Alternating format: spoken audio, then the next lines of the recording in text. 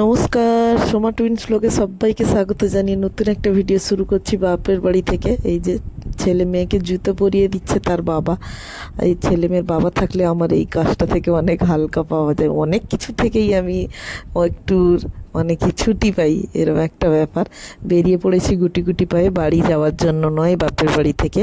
আমার এক পাড়া তো খুড়তুতো দিদির বাড়িতে যাব। আমার পাড়ায় 4টে ঘর আমার পাড়ায় বাপের বাড়িতে, আর সেই একটা কাকুর মেয়ের বাড়িতে আজকে যাব, তাদের ঘরে আছে মহোৎসব। আর তাই আমি এখানে ছিলাম, তখনই নেমন্তন্ন করতে এসেছিল বাপের বাড়িতে। আমরা বাড়িতে থাকলে অবশ্যই নেমন্তন্ন করতে যেত না, যেহেতু বাপের বাড়িতে আছি ডেকেছিল। আর মহোৎসব যেহেতু ঠাকুরের ব্যাপার, এই জন্য আমি ছাড়তে চাইছি না, আমি একবার ঘুরে আসি চট করে। তাই বলতে বলতে পৌঁছেও গেছি। আমরা 2টো টোটো করে এসেছি আমাদের পাড়া থেকে। আর আমার এখানে বসে গেছি তাদের ঘরে। তাদের ঘরটা হলো বাজারের একদম ওপরে, বাজারের একদম ওপরে একটা সাইডে। এই যে চারদিকে রাস্তা আর একটু জমি আছে, আর সামনে সেরকম কোনো জায়গা নেই। আর এখানে দেখতে পাচ্ছি নিচে প্রচুর লোকজন দাঁড়িয়ে আছে, কারণ নিচে বসার টসার এত বেশি জায়গা নেই। বাজারে যা হয় আর কি ব্যাপারটা, নিচে এদের ঘরে দোকান ঘর, আর উপরে ঘর, ছোট্ট একটা জায়গার উপরে ঘর, তো তাই পুরো ছোট ছোট করে রুম ওপরে। আর নিচে দেখুন কত লোকজন, স্কুলের সব ছেলে মেয়েকে খাওয়াচ্ছে, পাশেই স্কুল, ওই জন্য স্কুলের সব ছেলে মেয়েদের খাওয়াচ্ছে। ওই জন্য এখন একটু চাপ আছে নিচে। আমার দিদি জামাইবাবুকে এখন আমি দেখাতেই পাচ্ছি না। জামাইবাবুকে মাঝে মধ্যে আমি দেখলে অবশ্যই বলে দেবো কে জামাইবাবু।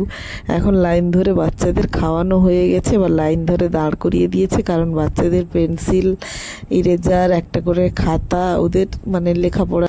তাই বারান্দার সাইডে দাঁড়িয়ে দাঁড়িয়ে আমি শুধু এই ভিডিওই করছিলাম। খুব খেলে ছুটে বেড়ানোর মতো জায়গা ছিল না। বাচ্চারা খালি বারবার বলছিল কখন বাড়ি যাব। ছোট্ট জায়গার উপরে তো, তাই বিরক্ত হচ্ছে তারা।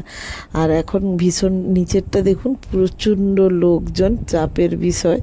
ওদের বাচ্চাদের খাওয়ানো হয়ে গেছে, লাইন ধরিয়ে সাইডে দাঁড় করিয়ে দিচ্ছে। ওদেরকে এবারে খাতা পেনগুলো দিয়ে দেবে, দিলে ওরা আর না দাঁড়িয়ে চলে যেতে পারবে বাচ্চাদের আগে। এটা একটা প্রাইমারি স্কুল, হাই স্কুলের অবশ্য বাচ্চাদের নয়, হাই স্কুলও কাছে আছে। এদের ঘরে শুধুই প্রাইমারি স্কুলেরই বাচ্চাদের ডেকেছে। এই যে খালি গায়ে টাক হয়ে একটু মোটা করে আমার জামাইবাবু ধুতি পরে দাঁড়িয়ে রয়েছে, আর এখানে স্কুলের দিদিমণিদের সঙ্গে কথা বলছিল। এই হলো দিদি, ভীষণ ব্যস্ত, তার ফাঁকে একটু ছবি করে নিলাম দিদির সঙ্গে। আর ছেলে মেয়েকে খুঁজেই পেলাম না এত ব্যস্ততার মধ্যে। এই যে লাস্টে আমরা খাওয়া দাওয়া শেষ হতে আমি ভিডিও করছি এবারে ঠাকুরের, কারণ নিচেরটাতে এত লোকজন ছিল। আর ছেলে মেয়েকে যেহেতু ছাদের উপরে খাইয়ে দিচ্ছিলাম, ওই জন্য আর ঠাকুরের ছবি তোলা হয়নি। তাই এখন একটু ভালো করে তুলে নিচ্ছি, লোকজন ফাঁকা। আমরা বেরাবো এবারে। এই যে আমার কর্তা এবারে নমস্কার করছে ঠাকুরের কাছে। এবারে এসে যে এই ঠাকুরের দর্শন পাবো আর মহোৎসব খেতে পাবো। গ্রামের মহোৎসব একদম আলাদা, শহরের মহোৎসব একদম আলাদা। আমরা ছোটবেলা থেকে যেরকম মানি আর কি। এই যে দিদির ঘর, সেই লম্বা ঘরটা সরু। এবারে আমাদের খাওয়া দাওয়ার পালা শেষ। খাওয়া দাওয়া আর দেখাতে পারলাম না, খাওয়া দাওয়াটা বেশি ইম্পর্টেন্ট ছিল না।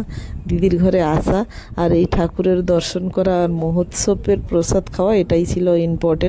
এই যে লম্বা করে সরু করে ঘর দেখুন, নিচেরটা দোকান, ওপরে ওরা থাকে পুরো ছোট্ট জায়গার উপরে। এই করতে করতে চলে